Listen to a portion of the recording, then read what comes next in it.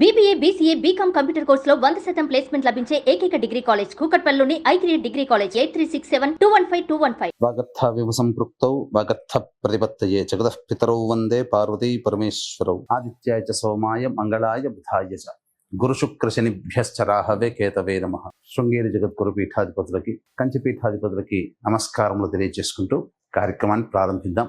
ద్వాదశ రాశుల వారికి మే 1వ తారీఖు నుంచి 15వ తారీఖు వరకు ఎలా ఉండబోతుంది, ఏ రోజుల్లో ఎటువంటి ఇబ్బందులు ఉంటాయి, అలాగే ఏ రోజుల్లో ఖర్చులు ఎక్కువగా ఉంటాయి, ఆదాయం ఎక్కువగా ఉంటుంది, ఎటువంటి నియమాలు పాటించాలి అనేటువంటి విషయాల గురించి క్లుప్తంగా తెలియజేసుకునే ప్రయత్నం చేద్దాం.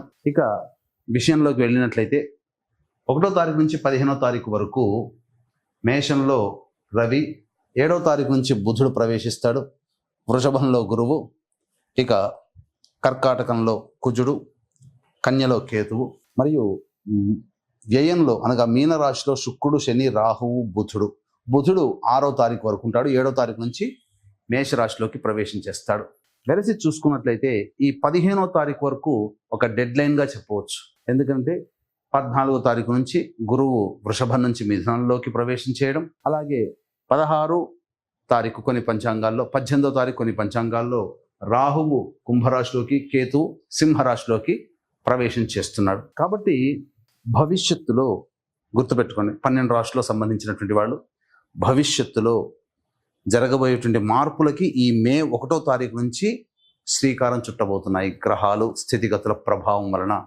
కాబట్టి ఈ మే సంవత్సరం అనగా ఈ సంవత్సరం 2025 సంవత్సరం మే నుంచి చాలా మటుకు అందరి జీవితాల్లో మార్పులు చేర్పులు చోటు చేసుకుంటాయి. ద్వాదశ రాశులలో భాగంగా వృషభ రాశిలో జన్మించినటువంటి వారికి 1వ తారీఖు మే నుంచి 15వ తారీఖు మే వరకు ఏ విధంగా ఉండబోతుందో తెలుసుకుందాం. ముఖ్యంగా గ్రహ సంచారము చాలా మటుకు అనుకూలంగా ఉన్నది.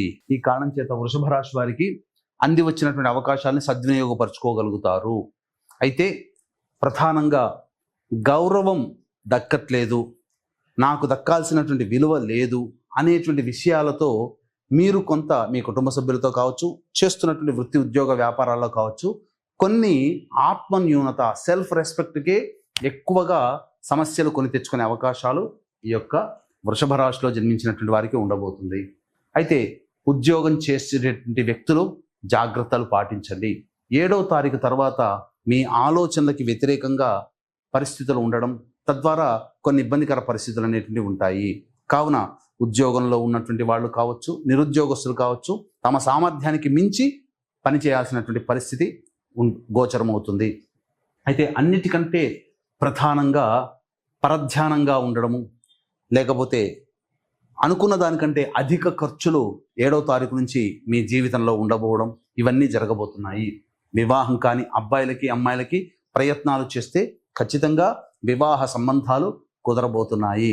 ఇక ప్రధానంగా ఇక్కడ సంతానం కోసం ఎదురు చూసేటువంటి వ్యక్తులకి సంతాన ప్రాప్తి కూడా కలగబోతుంది. రాజకీయ రంగంలో ఉన్నటువంటి వాళ్ళకి తప్పకుండా ఏదైనా కానీ పదవి లభించబోతుంది. విద్యార్థులు అనుకున్నటువంటి విద్యా సంస్థల్లో మీరు చక్కగా ఉత్తీర్ణత శాతంతో పరీక్షలు పాస్ అవ్వడము, విద్యా సంస్థల్లో ప్రవేశం లభించడము అన్నీ కూడాను దానంతటిదే దైవానుగ్రహం వల్ల, గ్రహస్థితి వల్ల జరగబోతున్నాయి.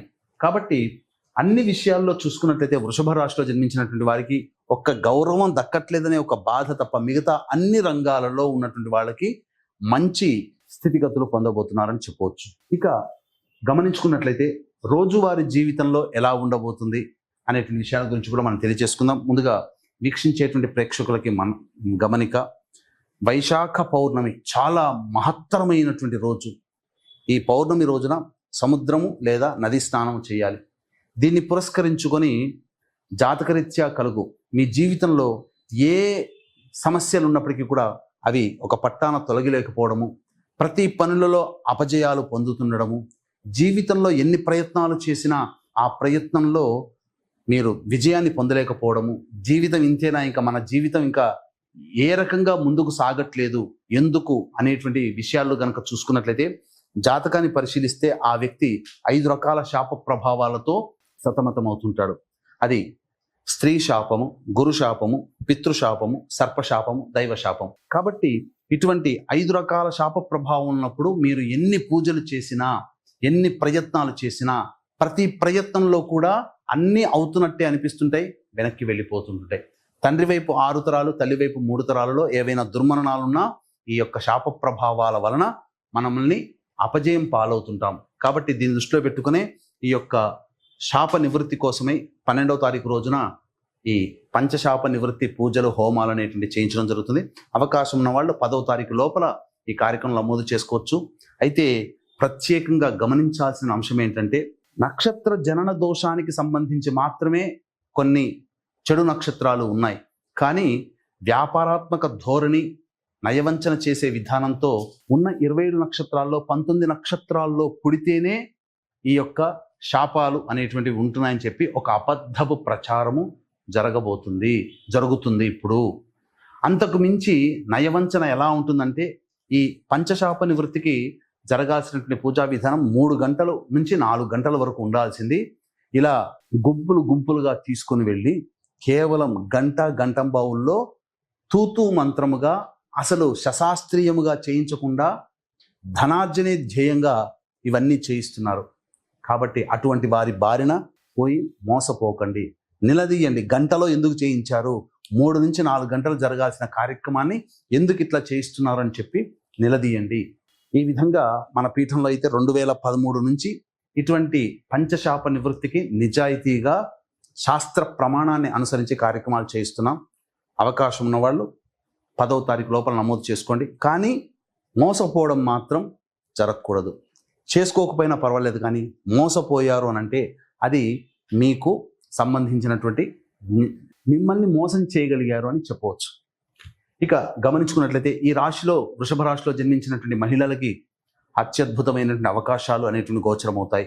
అయితే ఇంట్లో కంటే ఎక్కువగా బయట ఉండాల్సినటువంటి పరిస్థితి గోచరమవుతుంది. ఇంట్లో తక్కువ సమయం, బయట ఎక్కువ సమయం. ఇక ప్రధానంగా మీకు గౌరవ మర్యాదలకి ఎటువంటి లోటు లేదు.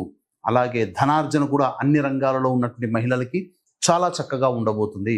అన్ని విధాలుగా సహాయ సహకారాలు పొందుతారు. సంతానం కోసం మీరు ఎదురు చూసేటువంటి వాళ్ళకి మంచి వార్త వింటారని చెప్పవచ్చు. వివాహం కాని అమ్మాయిలకి తప్పకుండా వివాహాలు జరిగి తీరుతాయి.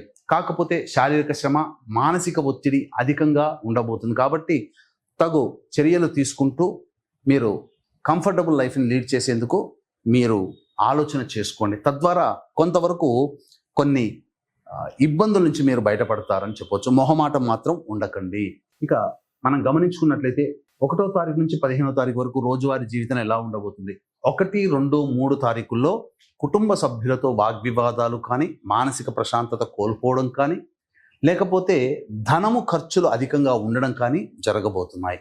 ఇది గమనించుకోండి. ఇక 4, 5 తారీఖుల్లో నూతన వ్యక్తులు పరిచయం అవుతారు. రావాల్సినటువంటి ఆదాయం చక్కగా, రాని బాకీలు వసూలవుతాయి. ధనాదాయం చక్కగా ఉంటుంది.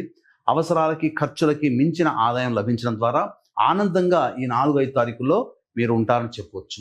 ఇక 6, 7, 8, 9, 10 తేదీల్లో కనుక చూసుకున్నట్లయితే ప్రధానంగా వాహనాన్ని నడిపేటప్పుడు జాగ్రత్తలు పాటించాలి. గృహోపకరణాలకి, అలాగే వాహన మరమ్మతులకి ఖర్చులు అధికంగా ఉంటాయి. మీ ఆరోగ్యం పట్ల కూడాను శ్రద్ధ వహించాలి. ముఖ్యంగా 8, 9, 10 తారీఖులో అయితే మానసిక ప్రశాంతత లోపిస్తుంది. ఇది గుర్తుపెట్టుకోండి. ఆరోగ్యం పట్ల కూడా శ్రద్ధ వహించాలి. ఇక 11, 12, 13, 14, 15 తేదీల్లో మీకు రాని బాకీలు వసూలు అవ్వడము, ఆదాయానికి మించినటువంటి ఖర్చులు ఉన్నప్పటికీ కూడా ఆ ఖర్చుల్ని అధిగమిస్తారు. ఆనందంగా జీవించగలుగుతారు. అలాగే ఇతరుల యొక్క సహాయ సహకారాలు మీకు సంపూర్ణంగా ఉంటాయి. జీవిత భాగస్వామి లేదా వ్యాపార భాగస్వాముల మధ్య ఉన్నటువంటి పొరపచ్చాలు తొలగిపోయి ఆనందకరమైనటువంటి జీవితాన్ని పొందుతారు అని చెప్పవచ్చు. ఇక అన్నిటికంటే ముఖ్యంగా గ్రహాల యొక్క అనుగ్రహం సంపూర్ణంగా ఉంది. అయితే ఉద్యోగస్తులు మాత్రం 7వ తారీఖు నుంచి జాగ్రత్తలు పాటిస్తూ ఉద్యోగంలో మీరు నిర్వహించాల్సినటువంటి పరిస్థితి. నిరుద్యోగస్తులు బాగా కష్టపడితే తప్ప ఫలితము రానటువంటి పరిస్థితి అని గమనించుకోగలరు. ఏ తర్వాత చెప్పొచ్చేది ఏమిటంటే, ప్రధానంగా 1, 2, 3, 6, 7 తారీఖుల్లో ఖర్చులు అధికంగా ఉంటాయి. కాబట్టి జాగ్రత్తలు పాటించండి. ఇక 4-5 తారీఖులో మాత్రం ఆత్మవిశ్వాసంతో ముందడుగు వేయండి. మీరు ముందడుగు వేస్తారు. మీ యొక్క పనులలో మీరు విజయం సాధించడానికి అవకాశాలు వస్తాయి. కానీ ఆత్మవిశ్వాసమే సన్నగిల్లుతుంది. నా వల్ల కాదేమో, నేను చేయలేమో అనే భావన కలుగుతుంది. అటువంటి వాటన్నిటిని పక్కకు పెట్టి 4-5 తారీఖుల్లో వచ్చేటువంటి అవకాశాలని సద్వినియోగపరుచుకుంటే మీరు ఆనందకరంగా జీవిస్తారు. భవిష్యత్ అనేటువంటిది చాలా ఆనందదాయకంగా ఈ యొక్క వృషభ రాశిలో ఉన్నటువంటి వారికి ఉండబోతుంది. ఎందుకంటే గ్రహాలు అనేటువంటివి మారుతున్నాయి. ఇక ఈ యొక్క వృషభ రాశిలో జన్మించినటువంటి వారికి ప్రధానంగా సమస్యల నుంచి బయటపడడం కోసం సుబ్రహ్మణ్య భుజంగ స్తోత్రము, కాలభైరవ అష్టక పారాయణం ప్రతిరోజు గనక చేసుకుంటే చాలా మటుకు సమస్యల నుంచి బయటపడతారని చెప్పవచ్చు. సర్వం శ్రీ ఉమామహేశ్వర పరబ్రహ్మార్పణమస్తు.